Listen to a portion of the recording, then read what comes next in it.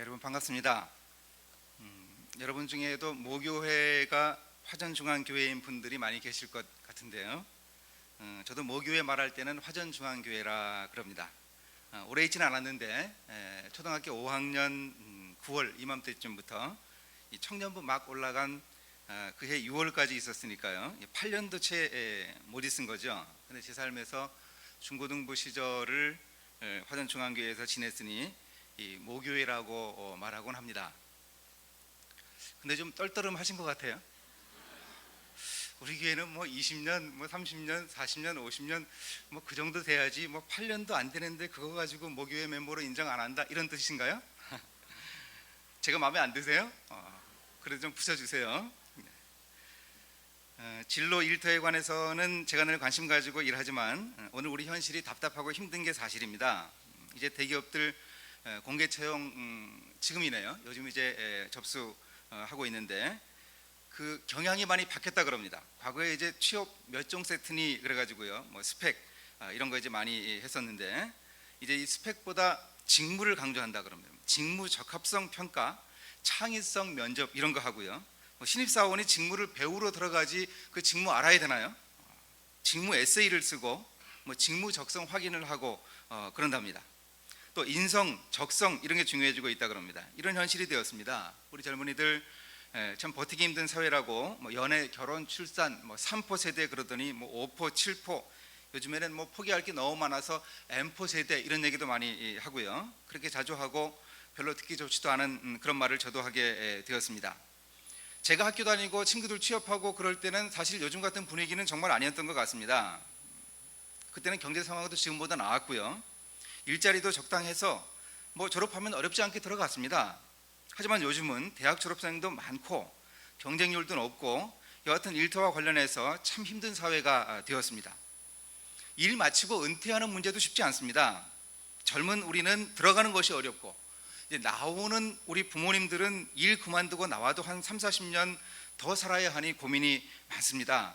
부모 세대가 더 오래 일하면 자식 세대 청년 실업 문제 해결 못한다 그러던가요? 뭐라 그러던가요? 임금 피크 제도 시행되고 이게 청년 일자리하고 어떤 역학관계가 있는지 뭐 설왕설래가 있습니다. 어쨌든 뭐 이것저것 다 문제가 아닐 수 없습니다. 오늘 우리 현실에 대해서는 우리 모두가 잘 알고 있는 이야기 반복하지 않고 이런 일터와 관련된 문제에 대해서 오늘 저는 성경 이야기로, 목사가 할 수 있는 거 성경 이야기밖에 더 있겠습니까? 성경 이야기로 진로와 일에 관한 몇 가지 원리를 함께 나눠보려고 합니다. 여러분, 이런 말에는, 이런 생각에는 속지 말아야 합니다. 이렇게 앞이 캄캄한 그런 상황이니까 무슨 비전을 가질 수 있고 또 비전 가져봐야 뭐 뾰족한 수가 있나, 금수저니 흙수저니 그러는데 문제 많지만 아담이 죄 지은 이후에 이 불공평은 사라지지 않습니다. 앞으로도 그럴 겁니다. 언제까지나 그럴 것입니다. 세상 한탄만 하고 있으면 안 되죠. 이렇게 상황이 어려우니 아예 꿈은 생각도 하지 않으면 그럼 도대체 뭐 할 겁니까? 꿈 안 꾸면 뭐 할 겁니까? 되는 대로 불평만 하다가 젊은 날 다 보내겠습니까? 어려운 때일수록 꿈이 더 많이 필요합니다. 오늘 우리가 보는 이 다윗은 10대의 어느 날 사무엘 선지자가 찾아와서 왕이 될 사람이라고 하면서 머리에 기름을 부었어요. 여러분 생각해 보십시오. 사울 왕이 시퍼렇게 살아 있습니다. 다윗은 아버지가 왕도 아닌데 왕이 될 거라는 정말 무서운 꿈을 하나님이 하루아침에 이 어린 다윗에게 안겨주셨습니다. 비전이 이렇게 일종의 숙명처럼 다가올 수도 있습니다. 요셉 같은 경우도 어린 시절에 잠자다가 꾸는 꿈을 통해서 높은 지위, 리더십에 관한 비전을 가지게 되었죠. 이렇게 다윗이나 요셉처럼 어린 시절에 분명한 비전이 주어질 수 있습니다. 그런데 그렇지 않은 사람들이 대다수입니다. 요셉이나 다윗은 그랬는데 아닌 사람들이 대다수입니다. 여러분 어떤 비전 가지고 계십니까? 안 가질 수도 없고 그렇다고 눈에 보이지도 않고요. 또 포기하지는 말아야 하고 이보다 더 어려운 것이 어디 있을까요? 그런데 우리는 반드시 이 꿈을 가져야 합니다. 1940년대 미국에서 있었던 일인데요. 집안은 가난했지만 책 읽기를 좋아했던 한 여고생이 있었습니다. 2차 대전에 남자친구가 참전을 했어요. 전쟁 마치고 이제 훈장받고 돌아왔는데 이 남자친구가 연애 편지를 이만큼 가지고 돌아왔습니다. 연애 편지를 가지고 왔는데 보니까 이 여자친구가 연애 편지를 거의 매일 쓴 편지예요. 그걸 이만큼 가지고 돌아왔습니다. 결혼했어요. 대출을 받아가지고 세탁소를 열었습니다. 1년 2년 시간이 흘러가는데 불황 때문에 장사가 너무 안 돼요. 너무 힘듭니다. 1948년 어느 날 문을 닫았습니다. 5,000달러 빚을 갚아야 합니다. 뭐 지금 우리 돈으로 한 500만 원, 600만 원인데 1948년 생각해 보십시오. 꽤 되는 금액이었겠죠. 이제 이거 갚는 게 문제인데 남편도 일 내보내고 자기도 아이 하나 없고 그리고 아이 하나 데리고 그리고 커피숍에 가서 주방 보조로 설거지하는 일을 했습니다. 저녁에 사장님이 내일부터 나오지 말래요. 잘렸습니다. 그 아르바이트 자리도 잘렸습니다. 그날 밤에 도저히 잠을 이룰 수 없습니다. 내가 한 가지 기술이라도 있으면 좋겠는데 없어요. 아쉽습니다. 근데 그 순간 한 성경 이야기가 떠오릅니다. 열왕기하 4장에 한 선지자 생도의 아내가 선지자를 찾아가죠. 엘리사를 찾아가서 제 남편이 세상 떠난 거 아십니다. 아이들 둘이 빚 때문에 이제 빚쟁이에게 잡혀가게 생겼습니다. 종이 되게 생겼습니다. 저 좀 도와주십시오. 선지자 뭐라 그러죠? 당신 집에 남아있는 게 뭡니까? 선지자가 이야기하죠. 이 여인이 얘기하죠.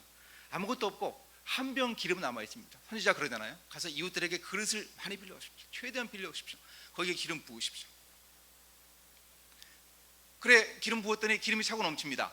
그릇 있는 만큼요. 선지자에게 가서 얘기하니까 그러죠. 너는 가서 기름 팔아서 빚을 갚고 남은 것으로 너와 내 두 아들이 생활하라 그럽니다. 우리 집에 있는 것 중에 내가 팔 수 있는 게 뭘까? 내가 가진 한 병 기름이 뭘까? 이 여인이 생각합니다. 생각하는 순간 고등학교 때 국어 선생님, 영어죠. 미국이니까 그 국어 선생님 얼굴이 떠오릅니다. 작문 실력이 뛰어나다고 이 교지 편집하는 일도 맡겨줬습니다. 아까 뭐라 그랬습니까? 남자친구가 전쟁 돌아왔는데 뭘 가지고 왔다고요? 연애 편지요. 거의 매일 쓴 연애 편지 가지고 왔다고요. 나는 글 쓰는 거는 좀 했다. 그 순간에 퍼뜩 떠오릅니다. 그래 이 식탁 옆에 쌓아놓았던 볼드윈 파크라고 하는 그 지역 신문, 그 신문을 식탁에 펼쳤습니다. 그리고 신문을 넘기기 시작합니다. 뭘 받는가 하면 광고란이요. 광고란에 혹시 글 쓰는 사람 찾는 광고가 있나 보기 시작합니다. 평소에 안 보는 광고란을 계속 넘기는데 아무리 넘겨도 글 쓰는 사람 찾는 그런 광고는 없습니다. 근데 광고 보다 보니까요, 그 광고 카피, 광고 문장이 너무 조잡한 광고들이 있어요. 그래서 몇 가지 이렇게 오립니다. 오려가지고요, 나라면 이 광고를 이렇게 하겠다 해가지고 광고 카피를 이렇게 몇 개 써봤습니다. 여러분 이런 직업 가진 사람 뭐라 그러죠? 카피라이터라 그러죠. 이렇게 몇 개 했더니 해가 떠오릅니다. 밤에 한 잠도 안 잔 거예요. 한 잠도.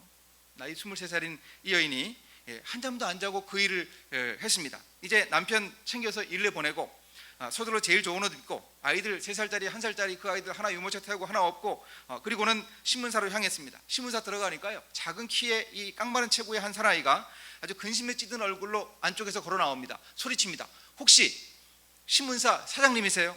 사장님이시라면 제가 광고 지면을 사러 왔습니다. 저한테 광고를 파십시오. 그러자 남자의 태도가 달라집니다. 무슨 얘긴가? 여인이 자신의 계획을 설명합니다. 신문사 광고란을 도매 가격으로 자기가 다 사겠대요. 그리고 광고주들을 만나서 1대1로 계약을 맺고 그리고 광고 카피를 자기가 써주고 비용 받아서 신문사에는 일주일 후에 광고비를 입금을 하겠대요. 여러분 신문사 입장에서 그 힘든 광고 사업부를 갖다가 이렇게 완전히 외주를 주는 거 아닙니까? 아주 좋은 조건으로 아웃소싱을 하는 거예요. 그러니 얼마나 좋겠습니까? 허락받습니다. 그리고 이 여인이 신발이 닳도록 뛰어다닙니다. 낮에는 광고주들을 만나서 자기의 꿈을 이야기합니다. 그리고 광고 카피를 밤에 쓰고 얼마 지나지 않아서 이 여인이 빚을 갚습니다. 5,000불 진 빚을 갚았습니다. 이 여인의 인생 키워드는 바로 광고였죠.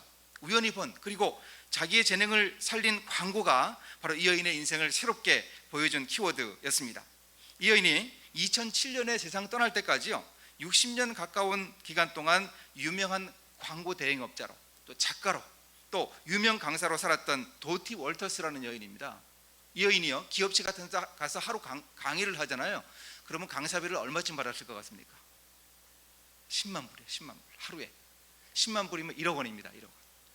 이런 영향력을 이 여인이 미쳤습니다. 저는 이 이야기를 장안대학교의 강홍구 교수님의 가슴 뛰는 삶이라는 책에서 처음 봤는데요, 이게 소름이 돋아요. 이걸 보면서요. 여러분 생각해 보세요. 열왕기하 4장에 나오는 이 여인의 이야기하고 도티 월터스라는 이 여인이 어떻게 그렇게 딱 맞습니까? 도티 월터스에게도 두 아들이 있었고 빚을 지고 있었습니다. 성경에 나오는 여인처럼 도티 월터스도 빌려온 남의 그릇이요. 그 볼드윈 파크라는 신문사는 자기 소유가 아니잖아요. 남의 그릇이잖아요. 그 빌려온 남의 그릇에 자기에게 유일하게 남아있는 글쓰기 능력, 그 기름을 거기에다가 부었습니다. 붓고 또 부었습니다. 그게 차고 넘쳤고 그거로 빚 갚고 생활했습니다. 성경에 나오는 여인의 남편은 죽었고요. 이 도티 월터스에게는 남편이 살아있다는 사실 외에는 똑같습니다. 그렇다고 살아있는 남편 죽으라 그럴 수는 없잖아요. 요거 하나만 다르고 나머지는 똑같습니다. 어떻게 이럴 수가 있습니까? 여러분, 말씀이 비전의 원천입니다. 우리 크리스천 청년들은요, 이 말씀을 통해서 비전 발견하는 일이 중요합니다. 뭐 그렇다고 성경 이야기를 우화적으로 보거나 문자적으로 봐가지고 그렇게 비전을 억지로 만들어내는 것이 아닙니다. 말씀에 집중하다 보면 하나님이 여러 방법으로 우리 인생의 길을 열어주십니다. 말씀으로 인생의 방향을 잡아 나가야 합니다. 윌리엄 윌버포스라고 하는 영국의 하원 의원도요, 21살의 하원 의원에 당선이 됩니다. 25살에 인격적으로 회심을 체험합니다. 그리고 가졌던 꿈이 있습니다. 성경 보다 보니까 이 노예 제도는, 당시에 영국에 노예 제도가 있었는데, 노예 제도는 하나님이 원하시는 것이 아니었습니다. 하나님이 사람을 하나님의 형상으로 창조하셨어요. 하나님이 당신의 그 형상으로 창조하신 인간을 이렇게 노예처럼 물건으로 주고받는 것은 말도 안 되는 얘기다. 성경의 인간관을 생각할 때 이 노예 제도 폐지하는 것이 의원인 자신의 평생 비전이라고 생각했습니다. 노력합니다. 노예 제도 법안 폐지를 위해서 애쓰다가 1807년에 의회에서 통과시킵니다. 이게 쉽지 않았습니다. 근데 노예 제도가 법안으로 폐지가 됐는데도 노예 주인들이 그 노예를 놓지 않습니다. 왜요? 이게 돈입니다. 돈. 이걸 어떻게 놓습니까? 쉽지 않습니다. 이후에도 노예 제도 폐지를 위해서 애쓰고, 또 윌버포스는 지병도 있고 나이도 많이 들었습니다. 1833년 7월 27일 영국 의회가 영국 내의 모든 노예를 1년 안에 해방시키라는 법령을 포고합니다. 노예 주인들에게 정부가 보상비로 2천만 파운드를 지불하기로 결정하면서 드디어 노예 제도가 공식적으로 폐지될 수 있게 되었습니다. 이 3일 후에요. 이 포고가 있은 지 3일 후에 감사하는 유언을 남긴 윌버포스가 하나님 품에 안겼습니다. 1787년 10월 28일 당시 27살의 영국 하원 의원 윌리엄 윌버포스가 일기에, 내가 본 성경에 근거해서, 성경의 인간관에 근거할 때 노예 무역 제도는 우리가 유지할 수 있는 제도가 아니다. 이런 비전을 하나님이 자신에게 주셨다고 그렇게 적었습니다. 이후에 46년 만에 죽기 사흘 전에 이 감격적인 비전을 성취합니다. 여러분, 이렇게 말씀 속에서 비전을 찾는 일은 정말 중요합니다. 저의 경우도 한 사례로 소개합니다. 제가 목사로 살고 있으니까 여러분 삶의 사례가 되기는 쉽지 않은데요. 그런데 저는 목사지만 직장인이나 비슷하게 삽니다. 여러분 도움이 될 수 있습니다. 저도 월요일 날이 가장 바쁜 날이거든요. 그래서 언제나 바쁘게 출근합니다. 저는 총신대학교 신학과에 입학한 1983년에 우리 강영식 집사님 계시는 그 안동네, 거기 살다가 안산으로 이사를 갔습니다. 그래서 서울 사당동에 있는 학교에 가기 위해서 일찍 집을 나섰습니다. 6시 전에 집에서 나섰습니다. 7시 조금 넘으면 도착했습니다. 만약에 7시에 출발하면은요, 교통체증으로 9시에 수업 시간에 못 들어가는 때가 있더라고요. 그래서 일찍 출근했습니다. 수업 시작하기 전까지 뒷산 기도골에서 기도하고 도서관에서 성경을 읽었는데 정말 제 인생에서 유익한 영성 훈련의 기회였습니다. 그해 1983년 가을쯤요, 10월 어느 날이었던 것 같은데요, 에스라 10장 말씀을 통독하던 중에 그 말씀이 마음에 강하게 부딪혀왔습니다. 이게 이제 바벨론 포로 귀환을 하고 에스라 선지자가 하나님 앞에서 이제 그 이방인 자식들 데려온 사람들, 이런 사람들 통회 자복하고 회개하고 종교 개혁하는 장면이거든요. 근데 학사 겸 제사장 에스라가 하나님의 전 앞에 엎드려서 울면서 회개했다 그러는데, 그 회개하면서 강력하게 회개 운동을 이끄는 이 에스라, 학사 겸 제사장 에스라가 제 마음에 와닿은 게 아니었습니다. 한 사람요, 스가냐라는 사람이 있었습니다. 이 스가냐가 에스라를 응원하면서 이렇게 말하는 부분이 가슴에 와닿았습니다. 4절입니다. 이는 당신이 주장할 일이니 일어나소서, 우리가 도우리니 힘써 행하소서, 이럽니다. 에스라를 돕는 스가냐의 삶처럼 우리 한국교회의 개혁과 하나님 나라의 건설을 위해서 나는 돕는 사람이 되어야 하겠다. 하나님이 내게 주신 사명이 바로 이것이다. 이런 마음에 강하게 부딪혀왔습니다. 지위가 아니라 그 역할, 하는 일, 여기에 관심이 갔습니다. 하나님이 나를 바로 그렇게 돕는 일로 부르셨다 하는 사명감을 강하게 느꼈습니다. 이 수업 시간 전에 간단하게 경건회하는 그 자리에서도 이 말씀을 함께 나누었습니다. 근데 말씀으로 그렇게 강하게 부딪혀왔는데 구체적으로 어떻게 목회를 해야 하는가 확실히 손에 잡히는 게 없었습니다. 부모님 말씀 들어보면 저는 어린 시절에 나중에 커서 뭐가 될래 그러면 목사님, 전도사님 되겠다고 했다고 합니다. 물론 저는 기억하지 못합니다. 그 꿈이 변치 않아서 신학교 갔지만 어떤 방향으로 하나님 일을 해야 하는지 눈에 보이는 것은 없었습니다. 그러던 중에 대학을 졸업하고 군대 다녀온 후에 총신대학교 신학대학원에 입학을 했습니다. 1990년 그때도 가을이었습니다. 군대 가기 전에 제가 전도사로 섬겼던 교회 목사님, 이분이 백윤식 목사님, 화전중앙교회도 계신 그 백윤식 목사님이십니다. 그 교회 제가 섬겼는데 그 백윤식 목사님이 그러시는 겁니다. 그분이 이제 목사님의 처남이 코리아 헤럴드 신문사 신우회에서 신우회 예배를 인도할 신학생 한 사람을 찾는다. 그럼 네가 가라 그러시더라고요. 그 말씀에 다른 분이 만약에 그렇게 저한테 얘기했다 그러면 안 갔을 거예요. 뭐 신우회에 대해서, 직장인에 대해서 제가 아는 게 뭐가 있습니까? 그분이 말씀하시니까, 그 목사님 말씀하시니까 갔습니다. 가서 말씀 나누는데 당시 제가 26살 정말 병아리 전도사였는데 뭐 아무것도 할 얘기가 없더라고요. 그래서 제가 이제 직업인의 관점으로 성경 읽어야 되겠더라고요. 그때부터 나는 26살 직장인이다. 직장인의 신발을 신고 성경을 봤습니다. 그렇게 해야 한 주 가서 말씀 나누는 그 말씀을 준비할 수 있었습니다. 부지런히 하나님 주시는 말씀을 찾아 나누었습니다. 그렇게 한 번씩 가서 설교하는 일을 5년 넘게 했습니다. 그 와중에 서울 회원동에 있는 성도교회에 교육전도사로 가게 됐고, 그때도 교회에서 여는 그 수요 직장인 예배가 있었거든요. 그래서 이제 그 예배 섬기는 일을 해야 했는데 신우회를 인도하던 제가 이제 도움이 되었습니다. 그 교회에서 4년 섬기고 1997년에 방성기 목사님이 인도로 그 교회에 나가신 분이거든요. 그 교회가 모교이신 분입니다. 그분 인도로 직장사역 연구소에 들어온 지 이제 만 19년 돼가고 있습니다. 한 25년을 제가 의도하지는 않았는데 일터 사역 해오고 있습니다. 여러 직장 신우회들 섬겼고 지금도 계속하고 있습니다. 여러 회사에서 사목으로 섬기고 지금은 동양물산 기업 사목으로 14년째 섬기고 있고요.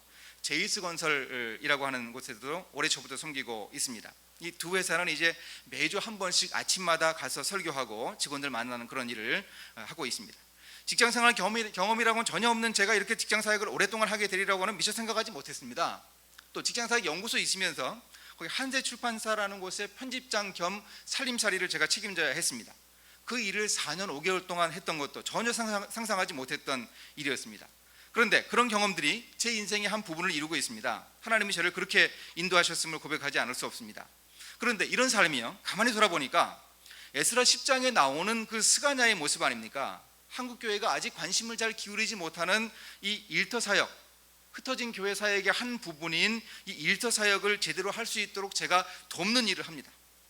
지금 제가 중점을 두고 하고 있는 일은 가정사역보다 아직 인지도가 낮은 이 일터 사역을 목회자들에게 최대한 좀 인식을 시켜서 건강한 교회를 만들게 하는 그런 일을 제가 하고 프로그램을 개발하고 있습니다. 교회나 신우회, 크리스천 기업들이 자체적으로 일터 사역을 교육할 수 있도록 하고 있습니다. 요셉 비전학교, 다니엘 일터 선교사 학교, 크리스천 성공학교, 이런 한 11개 되는 학교 프로그램들을 개발해서 이 강사 워크숍을 열고 교회나 일터에 보급하는 일을 합니다. 제가 가지고 있는 강의의 내용을 다 이렇게 적어가지고요, 그래가지고 그 워크북을 주고 PPT 파일도 CD에 담아주고, 또 제가 이렇게 강의를 합니다. 그 인터넷 강의 강사들 하듯이 정말 이거 외롭습니다. 혼자 이렇게 강의하고 있으면은요, 뭐 청중들이 좀 반응을 해야 되는데 혼자 이렇게 몇 시간 동안, 어떤 때는 뭐 하루 7시간도 녹화를 합니다.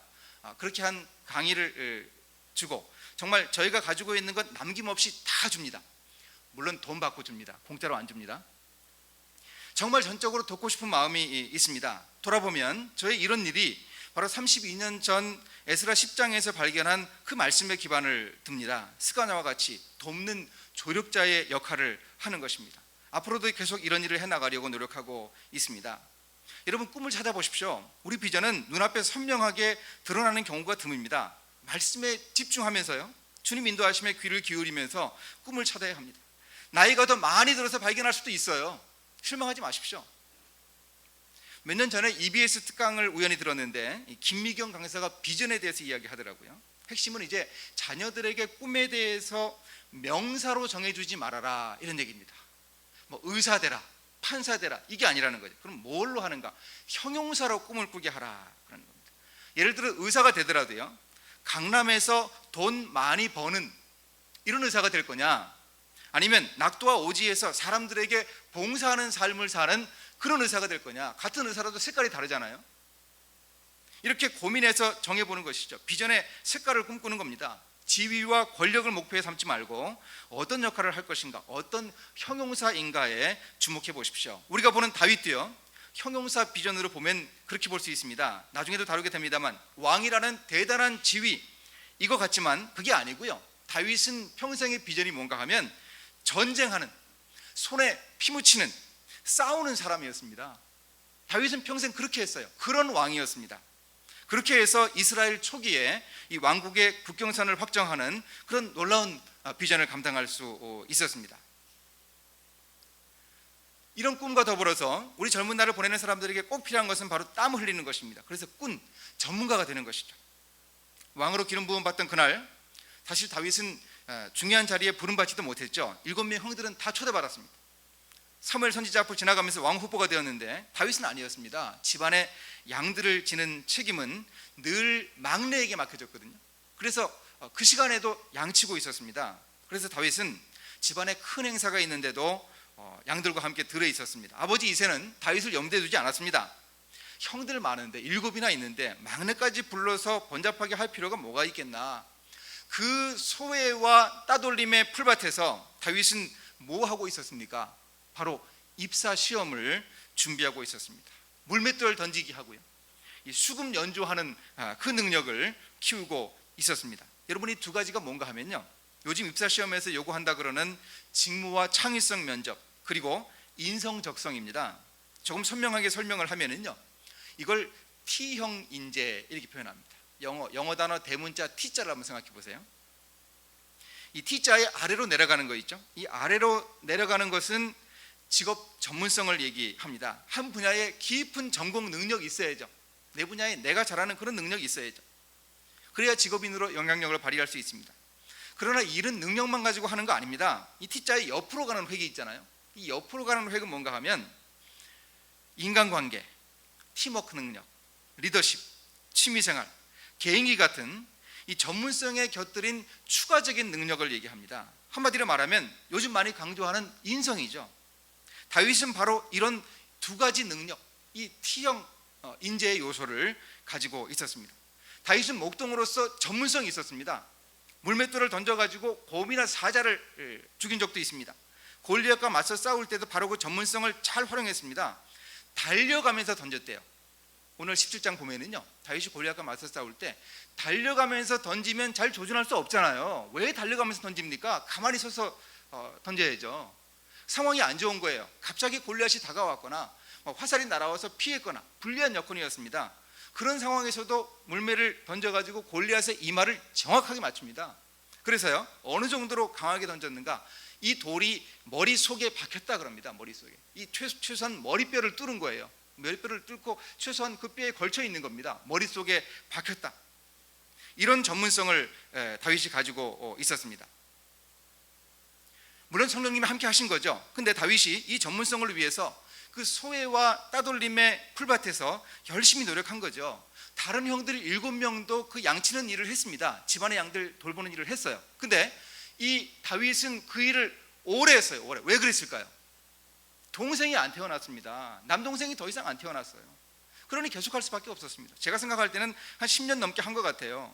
이 8형제 중에서 가장 큰 핸디캡을 가지고 있던 다윗이었습니다. 근데 그 불리함이요, 다윗이 형들보다 물매를 더 잘 던지는 능력을 키울 수밖에 없는 계기가 됐습니다. 내 약점이요, 내 강점이 되었습니다. 어린 시절부터 양들을 키우면서 적어도 10년 이상은 물매 던지는 실력을 쌓지 않았을까 생각을 해봅니다. 또 다윗에게는요, 이 지리적인 여건도 자기 개발에 유리했습니다. 감사한 일이었죠. 다윗 고향인 베들레헴 근처에 기브아라고 하는 곳이 있는데요, 이게 한 10여 킬로미터 떨어져 있거든요. 한 12킬로미터 이 정도 떨어져 있는데 베냐민 지파 사람들이 그곳에 살았습니다. 그런데 그 사람들이 전통적으로 물매를 잘 던졌습니다. 사사시대 당시에 이 700여 명의 전문 물매꾼들이 있었습니다. 정확한 왼손잡이 물매 사수들이었는데요, 물매로 돌 던지면 이 머리카락 하나라도 틀림이 없을 정도로 잘 던지는 사람이었습니다. 그 후손들이 다윗 때에도 그 기브아에 살지 않았겠습니까? 도움 받았겠죠.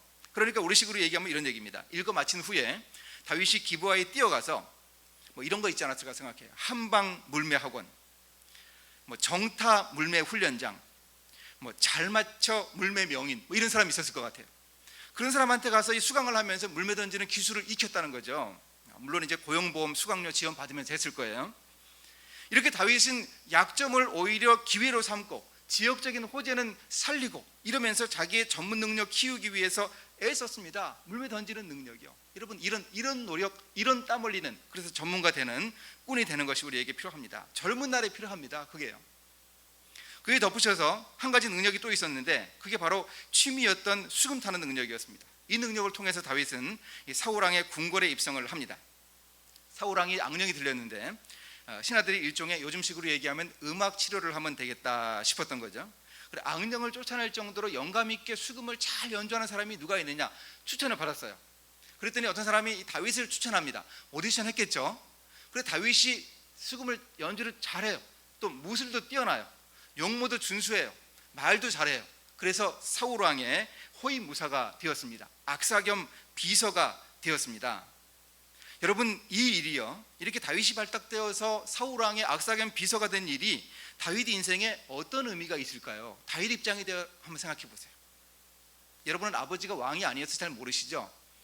저도 아버지가 왕은 아닙니다만 제가 한번 가만히 생각을 해봤어요.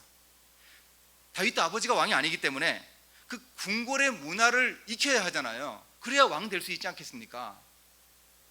바로 그 궁궐의 문화를 익히는 기회가 이 일이었습니다. 사울왕의 비서로서 사울왕 곁에 늘 붙어 있으면서 다윗은 궁궐 문화를 익히는 혜택을 누렸습니다. 그리고 왕과 신하들이 어떤 얘기 나누는지 늘 들었어요. 또 어떤 기한 서류에 사울왕이 결제 사인하는가 옆에서 봤습니다. 이게 뭘까요? 이렇게 몇 년 지낸 이 삶이 바로 다윗의 제왕 수업 아니겠습니까? 왕 후보로서 왕 되는 그런 연습한 거 아니겠습니까? 다윗 왕의 궁궐 생활은 왕가를 자기 스스로 세워야 하는 이 다윗의 제왕 수업의 기회였습니다. 여러분, 이런 능력을 키우기 위해서 젊은 날에 애써 보십시오. 내 전문성, 내가 잘할 수 있는 내 강점 살리는 것입니다.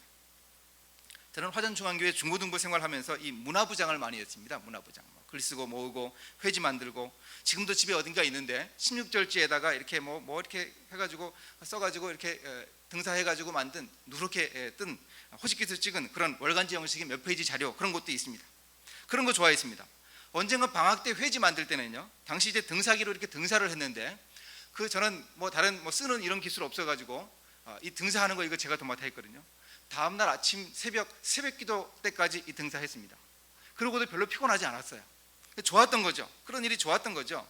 그 일이 제가 좋아하던 일이고 제 강점이었습니다. 지금도 그렇게 글 쓰고 대단하진 않지만 책 출판하고 인쇄해 내면서 제가 하는 일터사에게 중요한 도구로 삼고 있습니다. 어렵더라도 이 강점을 발견하고 그것을 잘 살리기 위해서 이 피나는 노력을 해보십시오. 젊은 날에 그런 일이 필요합니다. 또 취미나 개인기, 나만의 인문학적인 소양, 이 특별한 재능에도 관심 가져보십시오. 그 일이 내 인생길에 중요한 디딤돌이 될 수 있습니다. 저는 취미생활로 영화를 좋아했습니다. 총신대학 다닐 때 지금 그 이수역 있는 그곳에 옛날에 재개봉관이라는 게 있었습니다. 개봉관에 걸려있던 영화가 내려와서 2편 하는데요, 그 당시에 이제 3,000원 내면 개봉관에서 막 내린 영화 2편을 볼 수 있는 극장이 3군데나 있었습니다. 그때 대학 3, 4학년 때 학교에 문제도 있고 이러면서 방황하던 시기였는데, 그 85년 금유럽에 영화들 많이 보러 다녔습니다. 지금도 기억나는 영화들이 있습니다. 아놀드 슈왈제네거의 코난 시리즈, 디스트로이어, 위트니스, 호주 영화 위너스, 레이디 호크, 여러분 이런 영화 보셨습니까? 저는 이 사랑을 표현할 때 이 레이디 호크라는 이 영화에서 표현하는 그 사랑만한 게 없다고 생각합니다. 지금도 기억납니다. 영화 끝나면 그 사당시장 안에 순댓국집 1,000원짜리였거든요. 또 국물 더 주는 뼈 해장국은 1,300원. 그거 먹으면서 영화에 대해서 친구들과 얘기 나눴습니다. 그렇게 영화 보는 그 안목을 키웠습니다. 그 해에 85년 그 해에 한 영화 100편은 봤을 거예요. 어떤 때는 일주일에 가가지고 3군데서 하는 영화를 다 봤으니까, 6편을 봤으니까요. 지금 하고 있는 일터사에게 중요한 도구가 되고 있습니다. 처음부터 끝까지 영화 이야기만 하는 책을 제가 2권 냈고요. 또 오늘의 교회 방송인 CGN 방송에 제가 원고 주고 제가 진행도 한 20회, 30회 이런 시리즈 프로그램이 2개 있습니다. 안 놀라시네요. 이 내공들이 대단하세요. 이게 놀라운 일인데, 뭐 그 정도야 뭐 그러십니까? 또 극동방송의 뭐 창원, 뭐 제주, 포항, 대전, 저런 남도, 뭐 서울도 그렇고요. 이 제가 영화 관련해서는 단골 게스트이고 영화 관련 컬럼이나 뭐 대담 같은 것을 길게 한 곳은 2년 넘게 매주 한 곳도 있습니다. 이 제 취미 생활이요 이렇게 도움 되더라고요. 요즘 우리 사회에서 인문학 강의 많이 합니다. 인문학이 많이 강조됩니다. 그게 바로 인성의 한 부분이죠. 일의 전문성만 가지고 이 자기의 깊은 전문성만 가지고 안 되겠다는 거죠. 이 T자에 이게 필요하다는 거죠. 뭔가 좀 사람들도 할 수 있도록 다른 사람도 배려할 줄 알고 이런 사람이 필요하더라는 거죠. 취업할 때도 필요합니다. 이런 T형 인재, 전문 능력 갖추고 일반 소양을 갖추는 스페셜라이즈드 제너럴리스트, 스페셜리스트가 되어야 하고 또 제너럴리스트가 되어야 한다. 이 전문 만능인에 대해서 제가 15년도 더 전부터 많이 이야기하고 다녔는데 이제야 깨닫는 것 같아요. 이제야 입사시험에 그거 나오네요. 여러분, 여하튼 우리는 이 취업을 준비할 때나 일을 할 때나 이 전문가, 꾼이 되어야 합니다. 다윗이 바로 그런 모습 보여줍니다. 오늘 본문에서도 그렇죠. 다윗은 당시에 자기 집안의 양치는 일도 여전히 책임지고 이 궁궐에 출근해서 왕의 악사 겸 비서일을 하고 있었는데요, 새벽에 출근할 때는 자기 집안의 종들 또 고용 목자들에게 양을 돌보게 했습니다. 그리고 퇴근 후에는 그 양들을 인계받아 가지고요 또 밤에 양들을 지켰죠. 지금도 그렇습니다만 이 목축이라는 게 왜 힘드는가 하면 이 공휴일도 없고 24시간 365일 계속되니까 일이 힘듭니다. 바로 다윗도 그랬습니다. 그러니 다윗은 자기 집안일과 직장일을 동시에 감당해야 하는 성경 최초의 투잡스였다고 할 수 있어요. 다윗이 그렇습니다. 성경 최초의 투잡입니다. 정말 바쁘고 힘든 일을 감당하면서 베들레헴과 예루살렘 사이를 오가고 있었습니다. 근데 이 거리는 한 4km, 5km 됩니다. 그리 긴 거리 아니잖아요. 뭐 뛰어가면 한 20분 만에 갈 수 있는 그런 거리입니다. 출퇴근할 만합니다. 근데 당시 블레셋 군대가 침입을 해왔고 다윗은 사울 왕이 나가 있는 전쟁터인 엘라 골짜기까지 가야 했습니다. 이 거리는요 지도상의 거리로만 한 20km 이상, 25km 됩니다. 이 두 가지를 감당하기가 쉽지 않았습니다. 근데 그 일을 40일 동안 왔다 갔다 하면서 계속하고 있었습니다. 17절 보니까 아버지가 다윗에게 한 가지 심부름 더 시키죠. 참전한 3명의 형들에게 음식을 가져다 주고 지휘관들에게도 음식을 전해주라 그럽니다. 그런 심부름 시킵니다. 아니, 생각해 보십시오. 이미 두 가지 일을 정신없이 하고 있는데 새로운 일이 또 자기에게 주어집니다. 이때 어떻게 하면 좋습니까? 만약 여러분이 직장에서 다윗의 입장이라면 어떻게 대응하시겠습니까? 내가 이미 두 가지 일을 하고 있는데, 두 사람 일을 하고 있는데 또 일을 시켜요. 뭘 어떻게 합니까? 팀장하고 맞짱 떠야죠. 그죠? 사장님 만나가지고 단판을 지어야죠. 도대체 제게 왜 이러십니까? 근데 다윗은요 이때 어떻게 하는가 하면 불평하지 않고요 이 특유의 성실함으로 쉽지 않은 이 문제를 돌파합니다. 20절에 나오는 이 다윗의 인상적인 모습을 보십시오. 다윗은 평소보다 어떻게 했다고요? 일찍 일어나서, 그럽니다. 일찍 아침에 일찍이 일어나서 엘라 골짜기를 향해 출발합니다. 짐도 있으니까 뛰어가기도 힘들고 불편했습니다. 그러니 평소에는 5시에 출발해서 출근 시간에 맞출 수 있었다면 그날은 새벽 3시에 출발한 거죠. 주어진 일이 정말 벅차더라도 최대한 노력하는 성실함이 다윗의 미덕이었습니다. 이것이 바로 전문가의 참된 자세입니다. 20절 가만히 보십시오. 맡겨진 3가지 일을 다 합니다. 양 지키는 자에게 맡기고 그러잖아요. 이게 집안일이죠. 또 이새가 명령한 대로 가지고 가서, 이게 이제 새롭게 주어진 아버지의 심부름입니다. 진영에 이른즉 마침 군대가 전장에 나와서 싸우려고 고함치며, 보십시오. 출근 시간에 지각도 하지 않고 마침 맞게 잘 도착했잖아요. 직장 일이죠. 이 3가지 일을 다 하고 있습니다. 바로 그날 하나님의 군대를 모욕하는 골리앗의 욕설이 지난 40일 동안 들었는데 유난히 귀에 거슬립니다. 그래 골리앗과 맞짱 뜹니다. 결국 골리앗을 죽이고 풍전등화 같은 이스라엘을 구했습니다. 이렇게 다윗은요 이 출퇴근하는 길에서 열심히 자기개발합니다. 그 20km 넘는 길을 걸어 다녔겠습니까? 뛰어다녔을 것입니다. 아침 저녁으로. 그렇게 해서 당시 고대 사회에서 지도자들의 리더십에 있어서 정말 중요한 이 강인한 체력이요, 왕이 나가서 앞장서서 칼싸움 해야 되는, 적장과 마주 서야 하는 바로 이런 일을 감당했습니다. 사울의 문제가 뭔가 하면 이거 못한 거예요. 근데 다윗은 이걸 합니다. 그러니까 골리앗과 맞설 수 있었죠. 평소보다 5배는 더 걸리는 그 힘들어진 출퇴근길 자기 개발로 다윗은 이스라엘에서 뜬 사람입니다. 여러분, 우리는 젊은 날에 이렇게 노력할 수 있어야 합니다. 공부할 때는 공부로요, 시험 준비할 때는 시험 공부로요, 일을 할 때는 일로, 이 다윗처럼 탁월한 성실함으로 해야 합니다. 그렇다고 우리가 정말 타고난 능력이 탁월해가지고요, 닥치는 대로 일을 순발력 있게 잘 처리해 나가고 돌파해 나가면 좋죠. 그런데 당장 우리가 그런 능력을 가지기는 쉽지 않죠. 그렇지는 못하더라도 성실하긴 해야 됩니다. 불평하지 않고 현실에 대응하는 긍정의 마인드가 필요합니다. 왜 넷째 형부터 7째 형까지 그 형들은 팽팽 놀고 있는데 그 형들 일 시키지 바쁜 제게 일을 더 시킵니까? 다윗은 이렇게 아버지에게 불평하지 않았습니다. 일찍 일어나서요, 짐 잔뜩 짊어지고 열심히 걷고 뛰면서 갔습니다. 여러분, 우리가 일터에서 나만의 탁월한 전문성을 가지지 못하면 인정받지 못합니다. 내가 일터에서 성실하지 않으면요, 윗사람도 우리를 우습게 여깁니다. 인정 안 씁니다. 동료들도 무시합니다. 고객들도, 거래처 사람들도 우습게 여깁니다. 그러면 나를 아무도 귀하게 보지 않습니다. 내가 예수 믿는 것도 전혀 부럽지 않아요. 부러운 게 뭡니까? 예수 믿으니 더 귀찮고 더 얄밉습니다. 교회 일이 있어서 좀 양해를 구하면 얌체짓 하는 것 같이 그렇게 봅니다. 우리가 일터에서 사역자로 사역하고 일터에서 전도자가 되어서 복음 전하는 일을 하기 위해서는요, 우리는 우리에게 주어진 일 잘해야 됩니다. 일. 그게 먼저예요. 그게 전도하는 일보다 먼저입니다.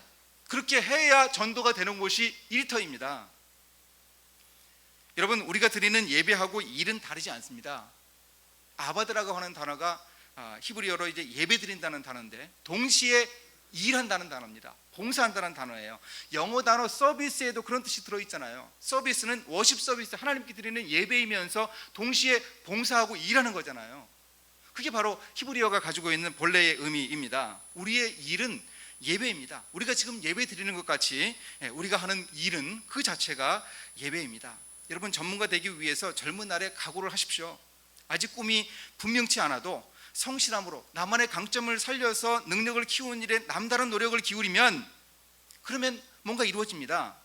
꿈이 분명해서 이렇게 땀 흘려 꾼대는 노력을 안 하는 사람은 꿈이 분명하더라도 비전 이루지 못합니다. 근데 꿈이 아직 분명치 않더라도 오늘 우리가 성실하고 노력해야 합니다. 성실하게 현재 자기에게 주어진 일에 최선을 다하는 사람에게는 미처 몰랐던 꿈이 길을 엽니다. 아직 내가 잘 깨닫지 못해도 하나님이 내게 주신 꿈은 분명하게 있기 때문입니다. 그것 알게 될 것입니다. 답답해도 조금 견디세요. 알려주십니다. 이 사실을 우리가 꼭 기억해야 합니다. 저도 대단치 않은 그런 제 인생의 비전과 사명이 10년 전 40 넘으니까 보이기 시작하더군요. 40 넘으니까 보이더라고요. 그 이전엔 정말 안 보이더라고요. 내가 교회 돌아가야 되나, 내가 이 사역 평생 할 수 있나, 그런 생각 들고요. 에스라 10장 그 말씀 늘 이렇게 머릿속에 부딪혀 있었고 가슴에 있었는데 그게 현실로 다가오지 않더라고요. 근데 40 넘으니까 뭔가 보이더라고요. 하나님이 이렇게 나를 인도하셨구나 느껴지더라고요. 근데 또 앞으로 10년이 어떨지 그건 저도 잘 모릅니다. 여러분은 아세요? 앞으로 10년 뒤 인생이 어떨지 아세요? 알 수도 있습니다. 근데 몰라도 괜찮습니다. 우리가 하나님이 우리에게 주신 근본적인 마음속의 안정감 가지고 침묵정진해 나가는 것이죠. 마지막 하나 더 나누고 싶은 미덕 한 가지는 용기입니다. 사무엘상 16장 13절에 보면 다윗이 기름 부음 받은 이후에 다윗이 여호와의 영에게 크게 감동되었다 그럽니다. 우리가 나눈 전문성 부분도 하나님의 영에 감동된 그것 안에 포함될 겁니다. 또 하나 이제 선명하게 다윗의 인생에 나타나는데 그것이 바로 이 깡입니다. 깡. 골리앗과 맞서 싸울 때의 모습입니다. 제가 설교를 여기까지만 하려고 그랬는데요, 이 두 가지 꿈만 가지고 하려고 그랬는데 우리 소정이 딸하고 지난번 7월 말에 저기 인제 자작나무 숲에 이제 올해 이제 유일한 여름휴가 날 갔었는데 그 산에서 이렇게 올라갔다가 내려오면서 우리 딸하고 제가 이 얘기를 나눴습니다. 김부인 목사님이 와서 한 주 설교하라 그러시는데 이렇게 하면 좋겠다 싶은데 우리 딸아이가 그러더라고요. 한 가지가 더 추가되면 좋겠다는 거죠. 다윗이 가지고 있던 믿음의 용기가 있어야 되지 않겠냐는 거예요. 제가 아차 싶더라고요. 내가 목사인가 싶더라고요. 역시 목사 딸이에요, 제 딸이. 그래가지고 추가한 게 이 부분입니다. 이 부분 놓쳤으면 큰일 날 뻔했습니다. 다윗 인생에 선명하게 나타나는 이 깡입니다. 제가 여러분에게 질문 하나 드립니다. 다윗이 골리앗과 한판 싸움 준비할 때 물맷돌을 5개 준비했잖아요. 5개. 왜 5개 물맷돌을 준비했을까요? 그 이유가 뭡니까? 여기에 다윗의 비전이 담겨 있는데요. 제가 하전중앙교회 학생의 시절에 아마 제 고2 이때였던 것 같은데 존 헌터 목사님이 쓴 하나님을 제한하지 말라, 이런 제목의 책이 있습니다. 그 누렇게 뜬 그 책이 지금 저희 집에 있어요. 거기 보면 이때 다윗이 물맷돌을 5개 준비한 행동에는 특별한 목적이 있었습니다. 사무엘하 21장 15절부터 22절에 보면은요, 거기에 다윗 시대의 블레셋에서 활동하던 거인 장수들이 묘사됩니다.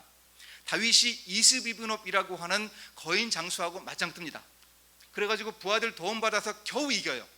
그리고 그 이후에 삽이라고 하는 거인을 부하들이 죽이고 라흠이라는 골리앗의 아우를 죽이고 또 손가락 발가락이 6개씩 있는 장애인 거인을 다윗 부하들이 죽이거든요. 다윗이 골리앗을 전에 죽였고요. 이렇게 5명의 거인들이 다 죽었다. 그러니 드디어 이스라엘에 평화가 찾아왔다 그럽니다. 이게 다윗의 비전입니다. 다윗은 이렇게 평생 그 블레셋의 거인 장수들하고 맞서 싸우면서 그러면서 전쟁했습니다. 여러분, 다윗이 이 골리앗을 맞서 싸운 전쟁은 전면전이었습니다. 얼마 전에 우리가 위협을 겪었던 국지전이 아니고요, 전면전인데 사무엘상 오늘 본문 1절과 8절에 보면 블레셋과 이스라엘의 군대라는 단어가 나옵니다. 이 군대라는 단어가 뭔가 하면은요, 한 국가의 정규 군대를 얘기합니다. 우리나라의 정규 군대가 어떻게 되죠? 60만 대군 그러잖아요. 바로 이 정규 군대를 얘기하는 용어입니다. 정규군끼리 맞붙은 전면전이었습니다. 그러니 골리앗이 앞에 있고 자기 부대를 이끌고 이 4명의 거인들이 뒤에 서 있습니다. 저 같은 사람 서 있으면 보일 리가 없잖아요. 근데 이 4명의 거인들이 좀 잘 보입니까? 다윗이 보면 한눈에 이 5 거인들이 보입니다. 그러니 다윗이 물맷돌 5개 가져간 이유가 뭐예요? 내가 하나 던지면 실수하면 또 던지겠다, 이게 아닙니다. 내가 이 5개의 돌을 가지고 이 5 거인들을 다 상대하겠다, 이런 얘기입니다. 여러분, 다윗이 정신이 있나요, 없나요? 이게 제정신입니까? 이 거인 장수 5과 맞짱을 뜨겠다는 심산이었습니다. 이런 다윗의 이 깡이 마음에 다가오세요? 여러분, 이런 용기를 가져서 배워서 가질 그런 생각이 있으세요? 별 자신이 없으시죠? 저도요. 저도 이거 가지고 많이 설교하면서도 이런 용기가 과연 어떤 걸까 참 궁금했습니다. 그런데 제가 기독교 치유 상담을 하는 이 정태기 목사님 강의 테이프를 정리하다가 정말 우연히, 정말 하나님의 세렌디피티였습니다. 강의 테이프 정리 안 했으면 되는데 그 정리하다가 이 얘기를 듣게 됐어요. 이분이 안식년에 미국에 가서 연구할 때 한 분이 식사 초대를 하더랍니다. 경남 충무에서 호텔업을 하다가 미국에 가서도 사업에 성공한 강동만 집사님이라는 분인데요, 사냥 나갔다 왔으니까 목사님 고기 드시러 오십시오 그러더래요. 가서 보니까 곰고기, 사슴고기 이런 고기가 있는데 그 집에 늘 있는 고기래요. 근데 이번에는 호랑이 고기가 있더래요. 여러분, 혹시 호랑이 고기 먹어봤다 이런 얘기 들어보셨어요?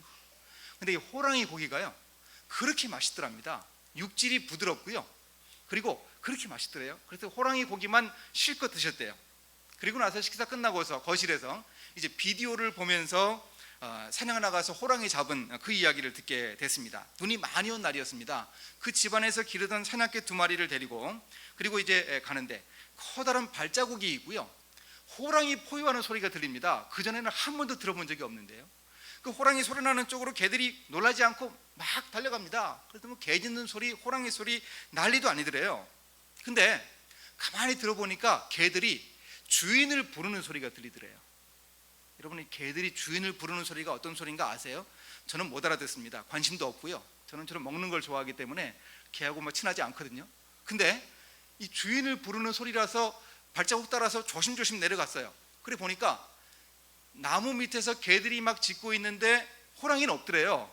그래 가서 보니까, 나무 밑에 가서 보니까 호랑이가 나무 위에 올라가 있는 겁니다. 그래 그 호랑이를 총으로 쏴서 떨어뜨렸어요. 이건 누가 잡은 겁니까? 개들이 잡은 겁니까? 주인들이 잡은 겁니까? 이 정태기 박사님은 심리학, 상담학 하신 분이거든요. 그래 가만히 한번 생각을 해봤대요. 도대체 이 호랑이가 어떻게 이렇게 개들을 피해서 나무 위로 올라갈 수 있었을까? 호랑이의 심리학을 한번 생각을 해봤습니다.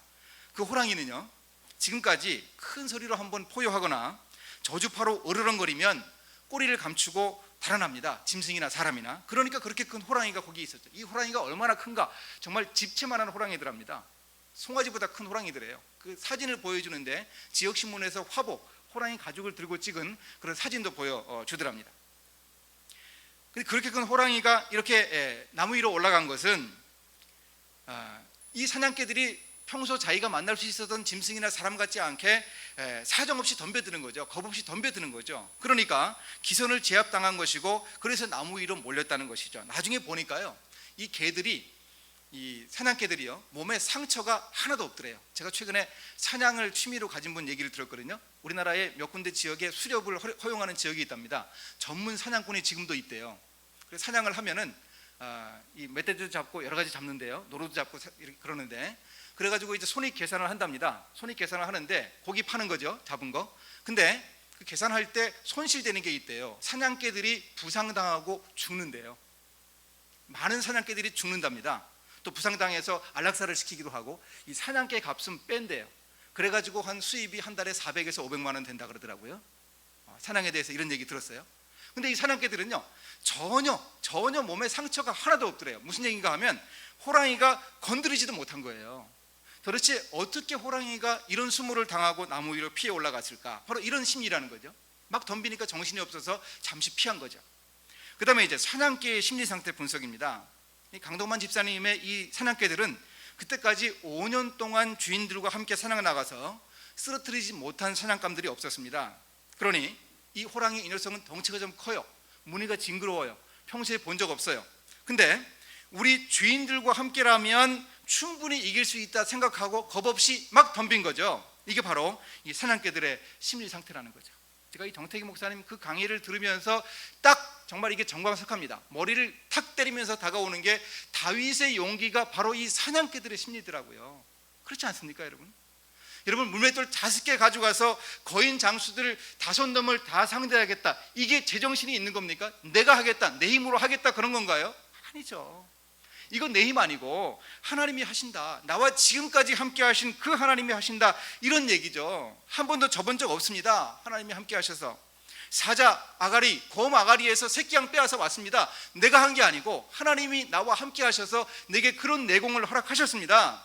그 하나님의 군대에 모욕하는 저 할례받지 못한 짐승 같은 골리앗, 저 녀석과 맞서 싸울 때도 충분히 함께 하실 것이다, 이런 용기 가지고 다윗이 나섰던 것이죠. 여러분, 우리가 세상에 맞서 가져야 할 용기는 바로 이 다윗의 용기입니다. 내 힘이 아니에요. 하나님을 의지하게 된 이런 담대함이 오늘 우리에게 필요합니다. 하나님의 영이 감동하시면 이런 일이 가능합니다. 성령 충만해야 하는 것이죠. 기도하고 말씀 보고 성결한 삶을 살고 헌신하는 생활을 해야 합니다. 우리가 가져야 할 용기는 바로 이런 남다른 특징을 가지고 있습니다.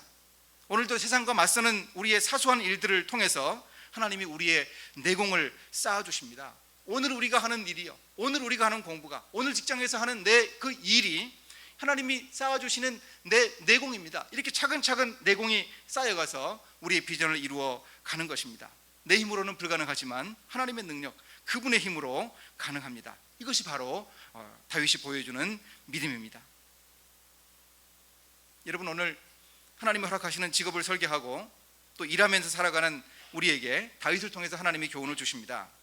힘들지만 포기하지 말고 꿈을 꾸라고 말씀하십니다. 생각하고 기도하고 찾으면, 말씀에 집중하면 하나님이 우리 인생에 준비해 두신 하나님의 비전을 보여주십니다. 좀 더딜 수 있습니다. 나이 30 되고 나이 40 되고 찾을 수도 있습니다. 그러나 분명하게 하나님이 우리에게 알려주실 것입니다. 열심히 땀 흘리면서 우리는 성실함을 보이면서 전문가가 되어야 합니다. 강점을 잘 찾아서 하나님이 기뻐하시는 꾼이 되어야 합니다. 직업인은 자기 전문성으로 말합니다.